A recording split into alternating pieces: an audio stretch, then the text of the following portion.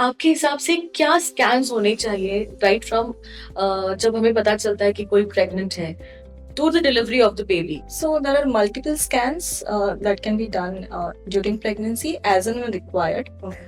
But the must-have scan would be the initial scan, which is done between 5 to 6 weeks, which is called as location and viability scan. The second scan would be NT scan, which is done at 11 to 14 weeks. The third scan would be anomaly scan, जो 18 to 20 weeks में होता है. हम structural assessment करते हैं baby का. जो fourth scan है उसे इकोकार्डियोग्राफी कहते हैं, in which we assist the heart in detail. Because जो 18 to 20 वीक्स उसमें भी करते हैं, बट उसमें हार्ट इतना बड़ा नहीं होता है, इतने उसके सारे स्ट्रक्चर्स डेवलप नहीं होते हैं. तो जो बाद में हम इकोकार्डियोग्राफी करते हैं उसमें हमें ज्यादा डिटेल में चीजें समझ में आती है. And in this we also assist the function of the heart. Then comes at 28 weeks. 28 weeks में मतलब 7th मंथ में जो हमारा बेबी श्योर होता है जब जी तब हम डॉपलर करते हैं. तो जो डॉपलर है उसमें हम बेबी को ब्लड फ्लो ठीक से हो रहा है कि नहीं, या फिर उसमें कुछ उसका बढ़ाव तो कम नहीं है.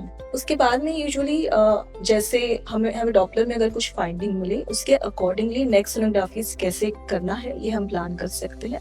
सो एवरीथिंग इज नॉर्मल हम यूजुअली 36-37 वीक्स पे सोनोग्राफी करते हैं. And if there is any growth restriction which has settled in, then we can add in between a few sonographies.